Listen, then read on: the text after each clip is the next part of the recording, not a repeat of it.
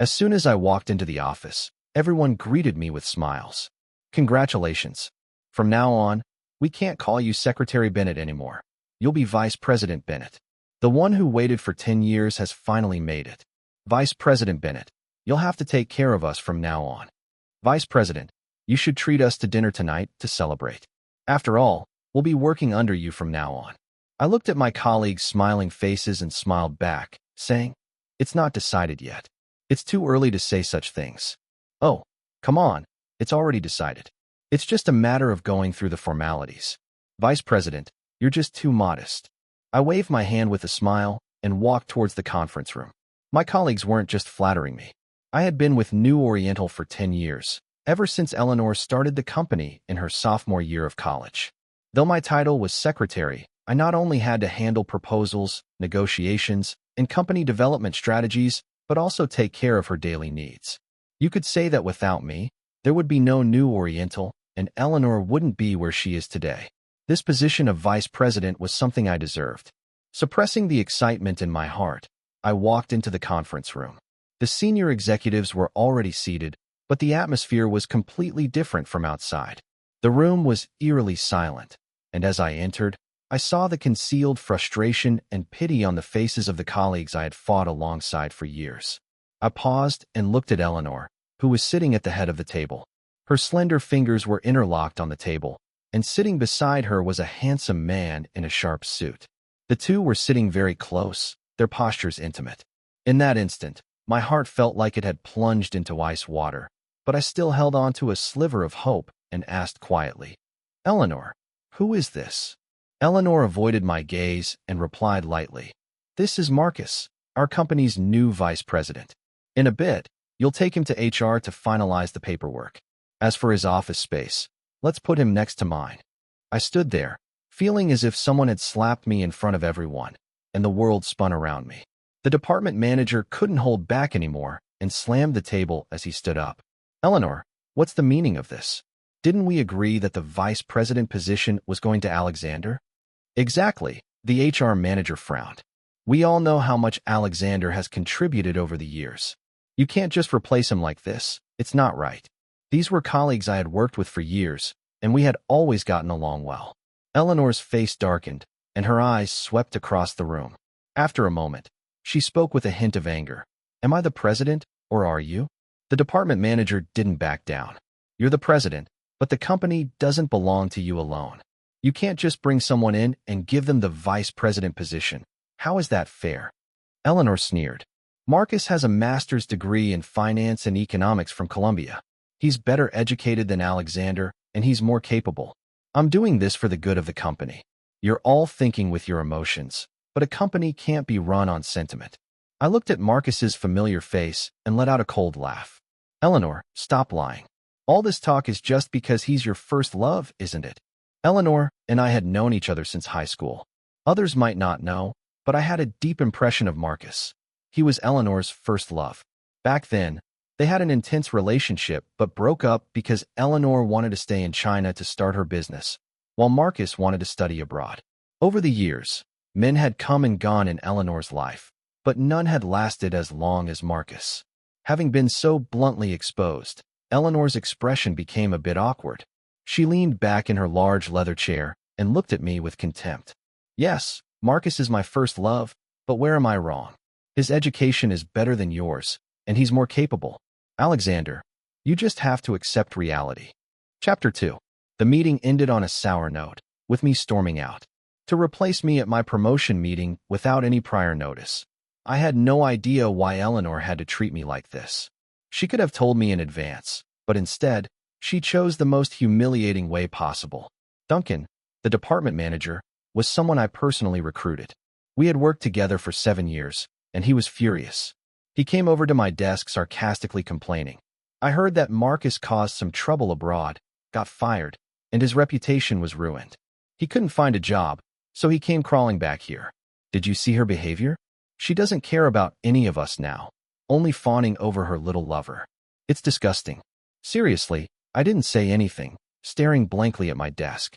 It was old, worn from years of use with scratches along the edges. After 9 years at the company, I still didn't have my own office. Back then, Eleanor said space was tight, and since I was always running to her office anyway, giving me a separate office didn't make sense. It would be better to allocate it to someone else. I naively agreed. But now Marcus got his own office the moment he arrived, complete with luxurious mahogany furniture and the most expensive high-end Mac. I finally understood.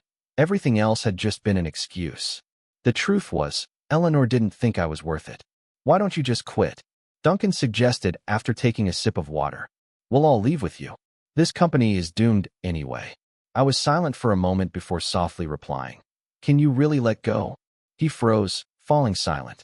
We had been fighting side by side since the company's early days. To us, this was more than just a job. New Oriental was like a child I had raised with my own hands. I couldn't let it go.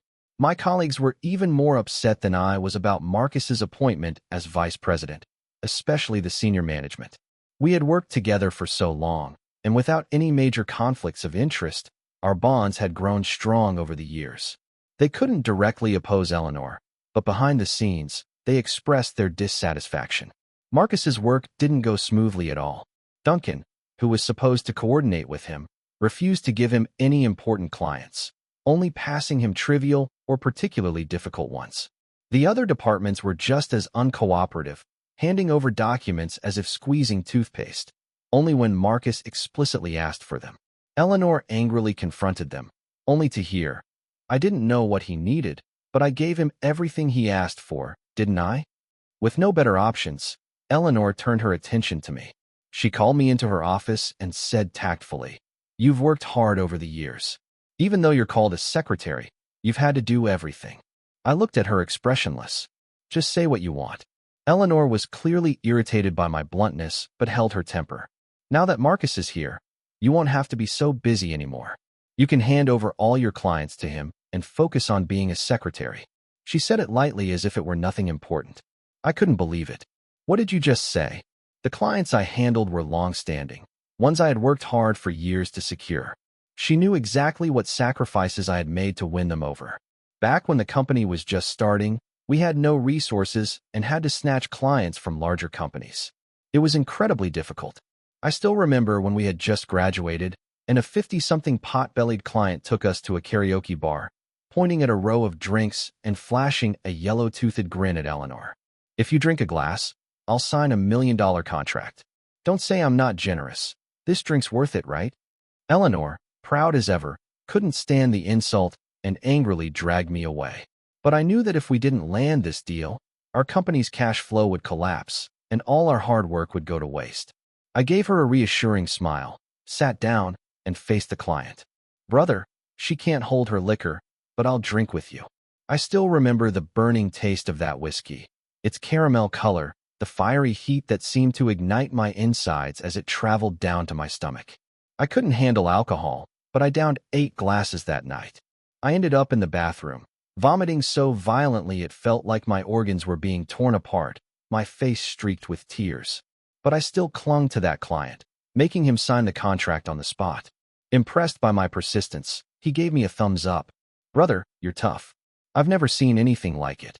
Right then and there, he signed a $10 million deal with New Oriental. After he signed the last word, I passed out and ended up in the hospital that night.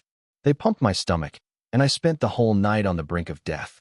When I opened my eyes at dawn, Eleanor was sitting by my bedside, her eyes red from crying. I gave her a weak smile. "Why are you crying? Our baby is safe now." At that time, she used to call New Oriental our baby. I used to feel embarrassed, but secretly happy every time she used that term. It made me feel like we shared something special. I loved Eleanor, and I knew she knew that too. Back then, she wasn't as composed as she is now. She choked up. "Why did you do that? So what if we didn't get it?" You almost. She couldn't finish. Her head dropped, her body trembling, and she whimpered, "Don't scare me like that ever again." To me, it had been worth it. Because of that incident, I developed chronic stomach problems that persist to this day. After that, similar situations happened several more times. Eleanor was too young and proud back then, and I always had to step in front of her. I loved her and was willing to do whatever it took to protect her and our company. I was so foolish back then, thinking it was a blessing to suffer for her. But the same Eleanor who once swore she wouldn't let me down was now pushing me out of the company's inner circle. My voice trembled. Eleanor, you know how much I've sacrificed for this company. Why are you doing this to me? Eleanor frowned, irritated. I know you've sacrificed a lot for the company, but who hasn't? Is there any point in constantly bringing it up? Marcus is new here, and he's still learning the ropes. Just hand over your clients to him. You're a secretary, after all. What do you need clients for? No way, I said coldly. Eleanor looked taken aback, as if she hadn't expected me to refuse. If I were you, I wouldn't make things so difficult for myself. Marcus entered the room. He walked over to Eleanor's side, snarling at me. Don't think just because you've been here longer that you can forget your place. This company belongs to Eleanor. Without her, you're nothing.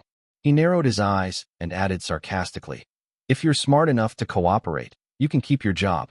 Otherwise, I'll fire you, and you'll have to pack your bags and leave. I didn't respond. I just looked at Eleanor and asked softly, is this how you feel, too? Eleanor's face remained unchanged as she said, Marcus is the vice president of the company. He has the authority to decide personnel matters. After a long pause, I nodded and said calmly, got it. I tore off my employee badge and tossed it onto Eleanor's desk. You don't have to fire me. To hell with it. I quit. Chapter 3. As soon as I stepped outside, I saw a few people eavesdropping near the door. Duncan was furious. How could he be so shameless? I'm done, too. I'm leaving with you. The others looked devastated. Bennett, you built New Oriental from the ground up. What will we do if you leave? We can't really work under that guy who got in through the back door, can we? I forced a smile and patted Duncan on the shoulder. Let it go. You still have loans to pay off. I'll go ahead for now, but once I'm doing well, I'll bring you over. On the day I left New Oriental, it snowed. I held my things and looked back. The building was shrouded in falling snow, glowing brightly amidst the gloom. I don't know if it was the snowflakes getting in my eyes, but suddenly my vision blurred. This was the place I had worked for 9 years.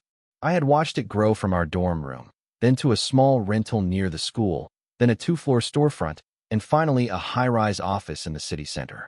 I still remember the day we first moved in, sitting on the empty floor, crying and laughing as we celebrated the bright future ahead. I was willing to sacrifice everything to protect it, but now in just a few short years, I had to say goodbye. After I left, I heard that Marcus tried to assert his authority by holding a meeting, warning everyone that if they didn't cooperate with him, they would end up like me, packing up and leaving. Duncan, without giving him any face, mocked him. What kind of end? Being hired with a high salary as vice president by a bigger company. Marcus's face turned green, and the meeting fell apart. He was an idiot. Someone like me, a versatile talent, was always highly sought after. Even back when New Oriental was still small, many big companies tried to poach me, offering salaries starting at $1 million a year. But I turned them all down, putting my heart and soul into Eleanor and New Oriental, working for mere thousands a month, yet finding contentment in her presence. But now I didn't need to hold back anymore. The day after I resigned, I called Victoria, the CEO of New Oriental's biggest rival, New World. I heard you're short of people. Do you think I'm up for the job? Victoria didn't hesitate. What I lack is a vice president. If you join, you can start tomorrow. She didn't make empty promises. The very next day, she personally escorted me through the paperwork and introduced me to all the departments. Alexander is now New World's vice president. His words carry the same weight as mine. Over the next few days, report your work to him and be sure to cooperate with him fully. That evening, Victoria threw a welcome party for me. I raised my glass to her and said, President Liu, it's an honor to work with everyone at New World. I look forward to a successful partnership. Victoria smiled charmingly, her eyes sparkling with mischief. No, the honor is all New World's for having you, Mr. Bennett. The work environment was much better than I had anticipated, and I finally had my own spacious office. No one at New World gave me trouble for coming from New Oriental. In fact, I had a decent reputation in the industry, and they were already aware of my abilities. Everything was going smoothly, even beyond my expectations, until I received my first major project. When I opened the file, I was stunned. It was the same marketing collaboration with a listed company that I had been working on back at New Oriental. The deal was substantial and crucial for several companies in the city. Eleanor hadn't trusted anyone else with it, and had personally assigned me to oversee it. I had spent half a month working on the proposal until I was satisfied with it. Given how much Eleanor valued Marcus, this project must have been handed over to him by now. A fire ignited in my heart. This was my first major project after leaving New Oriental and my chance to prove myself. This time, I was going to show them exactly what New Oriental had lost without me. On the day of the negotiation, Victoria took me along. Before we even entered, we ran into Eleanor, who had arrived at the same time with Marcus following closely behind. When he saw me, he frowned slightly. Eleanor's expression was complicated. She looked at me, her lips moving as if she wanted to say something. I walked past her without sparing her a glance. Once the meeting began, we sat across from each other. As I looked at Eleanor, a flood of mixed emotions filled my heart. This was the first time I wasn't sitting by her side, and I never expected to be sitting across from her. Fate sure has a twisted sense of humor. The project lead adjusted his glasses and said, "This project is very important to us, and we appreciate you all being here. Why don't we start by having each of you present your proposals, and we'll make a decision after that." Marcus eagerly stood up, picked up the proposal, and began his presentation. New Oriental has a strong advantage in precision marketing. You can see here our previous successful cases, including the campaign we did for Janie Catering. In just 6 months, their market share, ad spend, and sales all significantly increased, along with several other. I kept a blank expression as I listened. These were all cases I had worked on, and it was shameless of him to present them as his own. But as he went on, something didn't feel right. The content of New Oriental's proposal sounded more and more familiar. This was the proposal I had written before I left. A surge of anger rose in my chest as I turned my gaze toward Eleanor. I couldn't believe she could be this shameless, giving Marcus the proposal I had painstakingly worked on for so long. I had given that proposal to Duncan before I left, but Eleanor must have snatched it from Marcus. I didn't know if I felt more angry or heartbroken. I had been Eleanor's secretary for 9 years, working diligently and faithfully. Even if she didn't like me, at the very least, we were once friends. How could she stoop so low? Eleanor seemed to feel guilty and didn't dare meet my gaze. In that moment, I was utterly disappointed in her. Marcus finished his presentation, and I noticed a look of satisfaction on the project lead's face as he praised. New Oriental never fails to impress. "This is an excellent proposal, Mr. Liu." Marcus shamelessly accepted the compliment. "Thank you. Now let's hear from New World." Victoria nodded at me, and I took my proposal to the front. This proposal had been put together in a rush, and I couldn't say it was better than the one Marcus had. After hearing me out, the project lead simply nodded.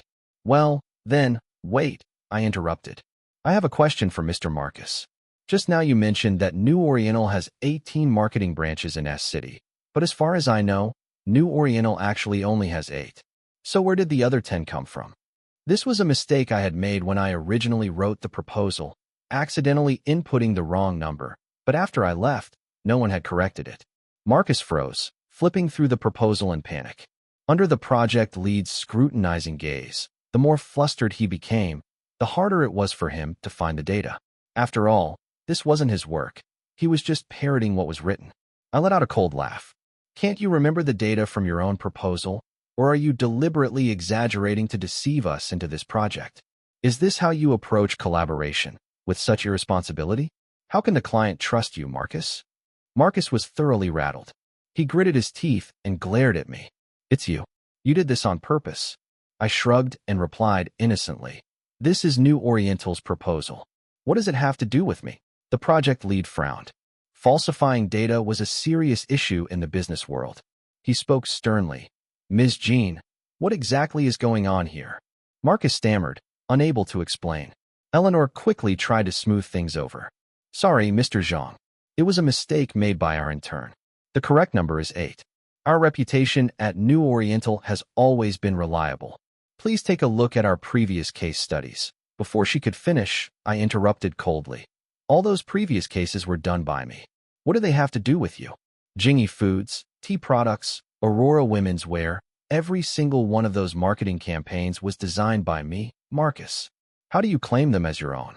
Victoria smiled at the perfect moment and added, "Mr. Zhang, I forgot to mention our company's vice president, Mr. Bennett, was previously employed by New Oriental. All of the successful campaigns you've seen were his handiwork.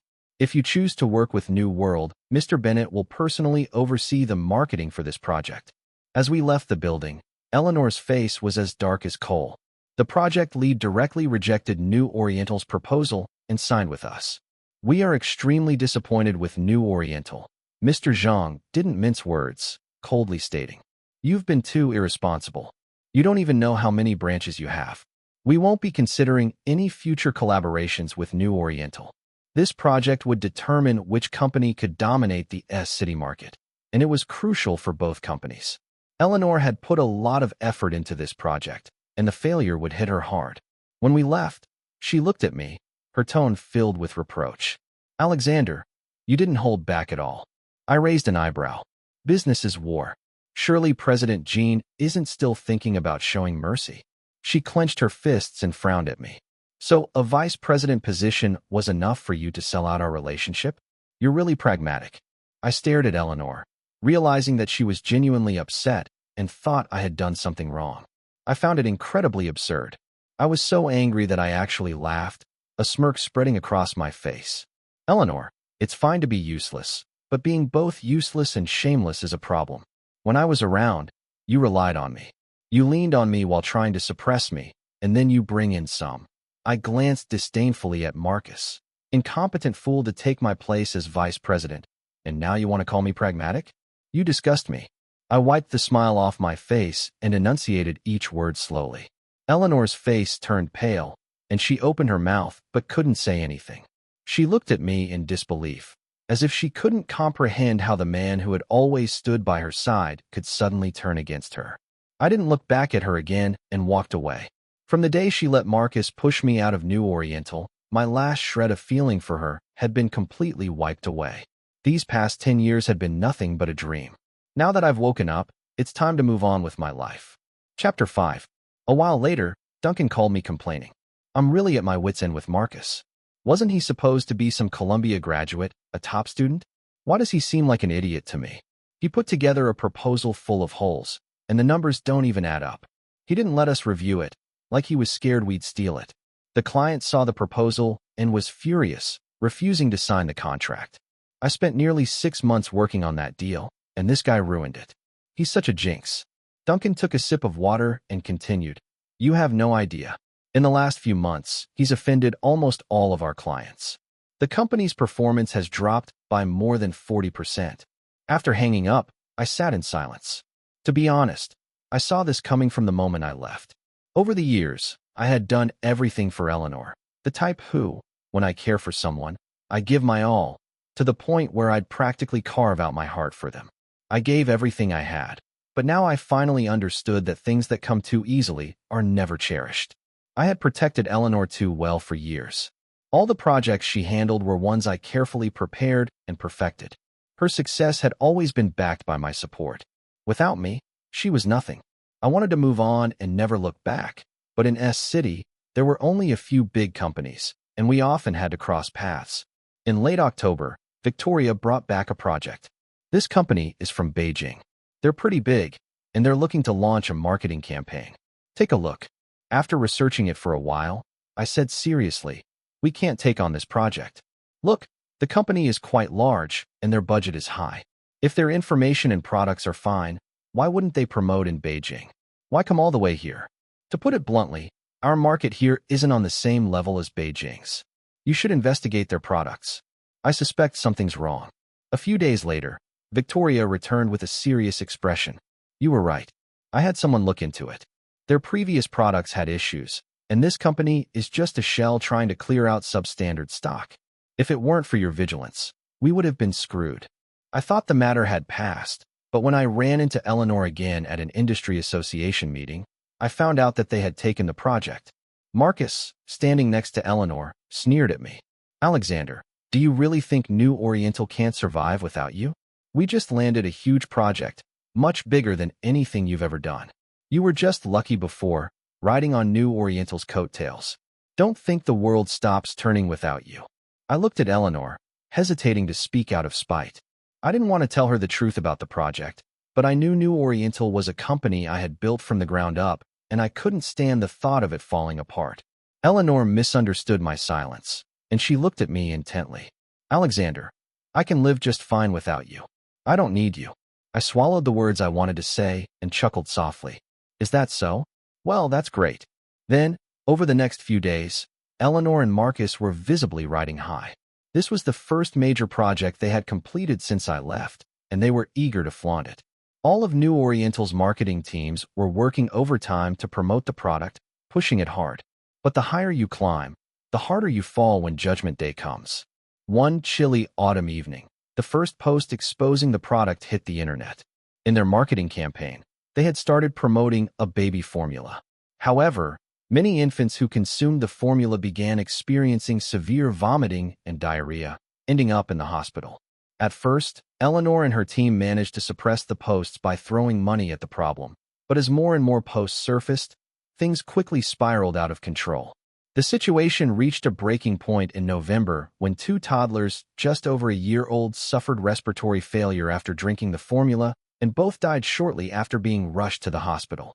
It was like a hornet's nest had been kicked. Chaos erupted. People were outraged. Every news outlet and website reported on the tragedy, and the company's shady practices were fully exposed. New Oriental, which had promoted the product, got caught in the crossfire and was thoroughly scrutinized. Promoting such a heartless product, doesn't the boss worry about earning money but not living long enough to spend it? How could a product like this get promoted? There must be some shady dealings. This needs a thorough investigation. This kind of corrupt company needs to be shut down. In no time, New Oriental became the target of public outrage. Most of the clients Marcus had alienated during his tenure had already left, with some of them following me to New World. A few that remained quickly terminated their contracts after this scandal, unwilling to risk further association. Eleanor was in a complete panic, begging anyone she could for help, but to no avail. Just when I thought New Oriental was about to learn a harsh lesson, Duncan suddenly came to me. In just a few days, he looked much more worn out, with dark circles so deep I feared he might collapse on the spot. I was taken aback. It can't be that bad, can it? Is the situation really that serious? Duncan rubbed his face, but said nothing. After a long silence, he buried his head in his hands, his voice filled with mixed emotions. Alexander, New Oriental is finished. I frowned. Once the storm passes, it should be fine. The main blame falls on the production company, after all. Duncan let out a bitter laugh. It's not just this. You don't know, New Oriental's been a mess these past few days. After the incident, that idiot Marcus, in his desperation, went to an old acquaintance for advice. The guy asked him to bring out the company's files so they could better diagnose the problem. Isn't that leaking trade secrets? I was shocked. Exactly. Duncan sighed, rubbing his forehead in exhaustion. Marcus was too dumb to realize. He actually handed over the files. Turns out the guy wasn't trying to help. He was trying to take us down. Now all of New Oriental's proposals have been leaked, including the ones we were working on for clients. We're being sued, and there's not nearly enough money in the accounts to cover the damages. This time, New Oriental might really be done for. We spent years building it up, and it's about to collapse so quickly. I said nothing. Honestly, I didn't know what to say. I had poured nearly 10 years of my life into New Oriental. Seeing it fall apart like this left me feeling conflicted. Why did Eleanor have to bring back such an incompetent person to be vice president? Duncan looked baffled. I thought she liked Marcus, but they don't seem to be together. Last time Marcus asked her out for dinner, and she didn't even go. I don't know. I shook my head. I would never understand what Eleanor was thinking, and now there was no need to. As we were eating, Duncan suddenly got a video call. When he answered, chaos erupted on the other end, with people shouting so loudly that we could barely hear them. What's going on? Duncan was confused. What's all this noise? Manager Bennett. The new interns sounded like they were about to cry. The police came to take Vice President Marcus. They said he leaked trade secrets and is being sued. The whole company's in chaos. Please come back. I looked at the screen, seeing New Oriental's office packed with angry clients, some of whom I recognized. They were all shouting at Marcus, spitting venomous words. We entrusted you with our product details for marketing under a confidentiality agreement, and now this. What's the meaning of this? Yeah, us too. You promised there would be no leaks. Where's Secretary Bennett? Nothing like this ever happened when Bennett was here. The moment you showed up, Our product details were leaked everywhere. What's wrong with you people at New Oriental? Marcus's face was ashen, panicking. He stammered, I didn't know. I didn't know he was a scammer. How can you blame me? You should be going after him. He kept repeating those same two sentences like a broken record, but the clients were quickly losing patience. Don't give us that crap. We gave the information to you, not him. Why would we go after him? You can explain it to the police. Let's see how well that excuse holds up. With that, the client started dragging him away. Marcus, terrified, reached out to Eleanor. Eleanor, save me. I did all of this for you, for the company. The HR manager snapped. You've nearly run this company into the ground, and now you want us to save you? Our small temple can't handle a god like you. Get lost already. Marcus looked around in desperation, only to find that everyone was staring coldly at him. The once thriving company was now in shambles, and everyone was on the verge of losing their jobs. Who could still look kindly upon him? Eleanor, he begged, his voice trembling. But Eleanor merely glanced at him, her eyes filled with disgust. Marcus froze for a moment before being dragged away. Chapter 6. I didn't have to go out of my way to find out what happened next. The news spread quickly throughout the companies in the city. Every business took New Oriental's downfall as a lesson, launching internal reviews and confidentiality training to prevent a similar disaster. In the end, New Oriental couldn't be saved. The compensation was too much, and the company's finances couldn't hold up. Even after Eleanor poured her own money into the company, it was impossible to turn the tide. Eventually, New Oriental was sold off at a rock-bottom price. Everything Eleanor had painstakingly built over the years was finally gone. Marcus was sentenced to 3 years in prison for leaking trade secrets. Before going in, I heard he was still shouting that it wasn't his fault, but no one paid attention to him. Not even Eleanor visited him again. I took a day off from work, unsure of what I was doing, and just wandered down the streets aimlessly. Before I realized it, I found myself standing in front of New Oriental's now dark and empty building. The sign had been removed, leaving the facade bare. The lights were still on inside, but it felt hollow without the New Oriental logo. I didn't even know how, but I had ended up here again. It was a cold, gray winter evening. The wind howled, biting into my skin, and the sky loomed dark and heavy above. It was the same kind of weather as the day I left New Oriental. Now there were no bright lights to greet me. I stood at the edge of the street, hands in my pockets, staring at the building until my eyes began to ache. From the age of 20 to 29, I had poured my entire youth into this company. I watched it grow from a joke shared among a few college students into a billion-dollar enterprise. It had once been my dream, something I believed in, something I was willing to dedicate my entire life to. I never thought I would witness its collapse so soon. I blew warm air onto my freezing hands and ducked into a small wonton shop nearby. The shop was tiny and tucked away in a quiet corner of the street. Few knew about it, and most of the customers were regulars. The owner recognized me and wiped down a table, greeting me with a warm, "Long time no see. You've been busy with work lately." I opened my mouth to reply, but only managed, "Yeah, really busy. Still want the mild spice?" I nodded and sat down at one of the greasy, worn tables. No matter how much they tried to clean, they could never seem to get the table spotless, but the food here was always fantastic. In the early years, when Eleanor and I were just starting out and money was tight, we used to come here. We'd order a few skewers and share a couple of beers. She couldn't hold her liquor, and after one bottle, her face would turn red, and she'd start talking nonsense. "When we ring the bell on NASDAQ, we'll do it together." I laughed at her back then. "Ringing the bell? You're more like the bell yourself. We don't even have any clients yet." She would just laugh, her eyes shimmering in the dim light from the cheap incandescent bulb. "Once we ring the bell, the shop was too noisy, and her voice was too soft. I couldn't catch the rest. We'll do what?" But she didn't finish. She just smiled. It hadn't even been that many years now. I sat alone in the same spot, drinking beer, my heart heavy with a mix of bitterness and sorrow. How had things ended up like this? The door curtain rustled as someone came in, bringing with them a gust of cold wind. The person sat across from me. The shop owner chuckled. "You two used to always come together, then you started coming in alone. I thought you'd broken up, but here you are again. That's nice." Eleanor didn't correct him. "Boss, bring us a case of beer right away." She sat down as if nothing had happened, picking up the beer I had placed on the table and taking a sip. The icy liquid, full of carbonation, made her frown tightly. I couldn't resist a jab. What's wrong, President Jean? Had too much fine liquor to handle plain beer now. Eleanor didn't answer. After a long silence, she lowered her head and spoke softly. Alexander, do you think I'm useless? That I'm a complete failure? I let out a cold laugh. Is that even a question? She forced a bitter smile. New Oriental is gone. I couldn't save it. I sold it. I know. I always thought that even without you, I could make it. Her voice was quiet, filled with a sadness I had never heard before. I thought I didn't need your protection anymore. I took a sip of my beer, trying to swallow down the bitterness in my heart. I had ordered quite a few skewers, but Eleanor didn't touch any of them. She just kept drinking. She was always a lightweight, and she was drinking fast. Soon, her eyes were clouded with drunkenness.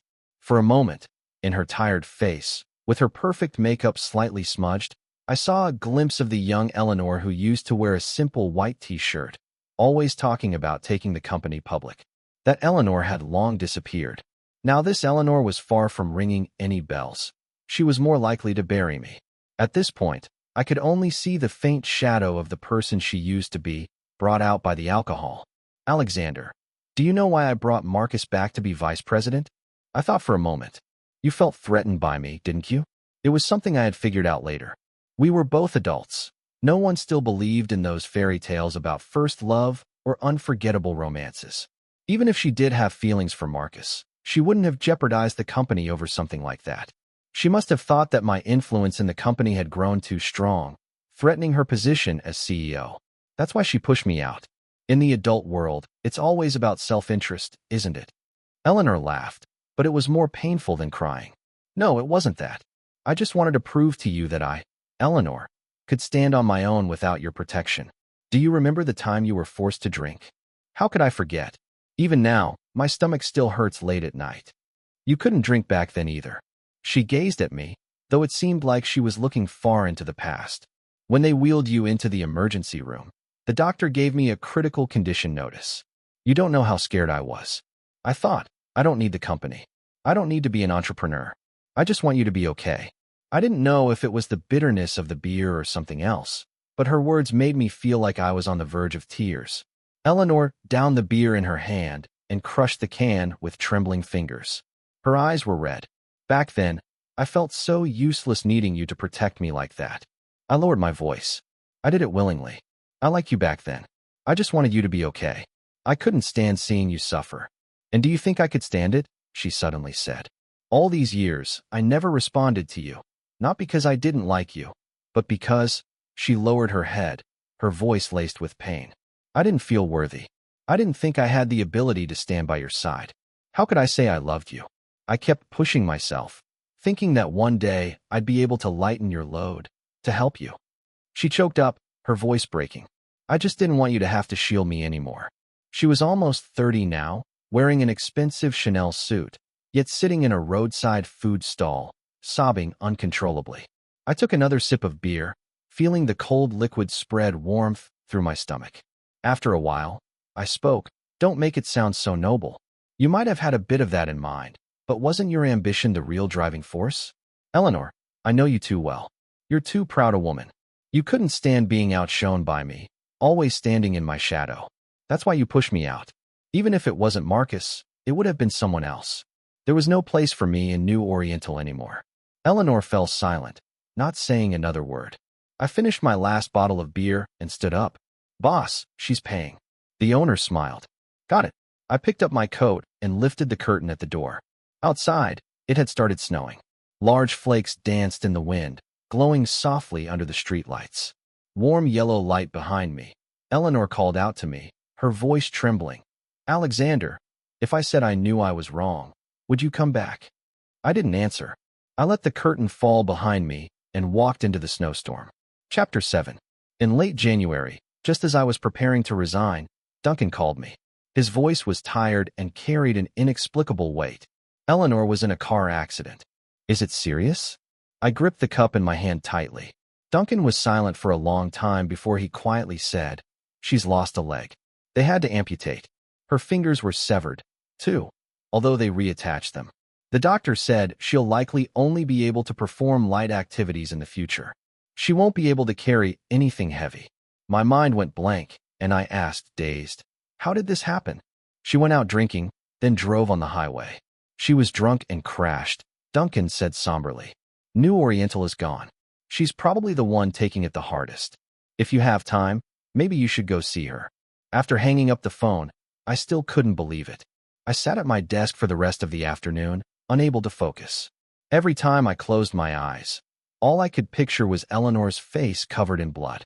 For someone as proud as her, being disabled for life, how would she ever accept that? But after thinking about it for a long time, I decided not to visit her. Eleanor and I had been in competition for so long. In her current state, she definitely wouldn't want me to see her at her lowest. Our relationship had run its course, from meeting as teenagers to growing tired of each other. It had come to an end. This complicated, fragile bond, full of too many emotions, was shattered before we could even speak about it. Did she ever love me? Perhaps she did, but that love couldn't withstand her pride and stubbornness. It ends here, I thought, as I looked out at the sunset, glowing red like blood. It was a mistake from the start. It's time to stop. When I handed in my resignation, Victoria did everything she could to convince me to stay. Is there something wrong with the company's benefits? If there's anything you're unhappy about, let me know. I'll fix it. I smiled and shook my head. The company has treated me well, and so have you, President Liu. I'm just a bit tired. I want to take a break for a while. Victoria sighed regretfully. Then after you've rested, you must come back. New World's doors will always be open for you. In the following months, I traveled everywhere. Chengdu, Hangzhou, Inner Mongolia, Tibet. Abroad, I visited the Maldives, Egypt, toured Europe, and even made my way to Antarctica. All of my best years had been spent working. After everything that had happened recently, I suddenly realized that I had never truly enjoyed life. So I indulged myself, walking barefoot on the fluorescent beaches of foreign lands, galloping across endless grasslands, and losing myself in the vibrant northern lights under Iceland's night sky. Life was more than just work, and now I finally discovered a new kind of happiness. In the heat of August, Duncan sent me a message on WeChat. Haven't you had enough? You're practically a travel influencer now, making us all jealous with your daily posts. Isn't it time for you to come back and get back to the grind? I laughed and teased. You lost your job, but you're still itching to work like a wage slave. You're incorrigible. Duncan chuckled. Damn right. So when are you coming back? The guys are all waiting to start over with you. I glanced down at the suitcase in my hand and smiled slightly. Clean yourself up and wait. I've just landed. This time, I'm definitely taking you guys to ring the bell on NASDAQ. In the distance, the sun began to rise, its rays filling the sky with a golden light.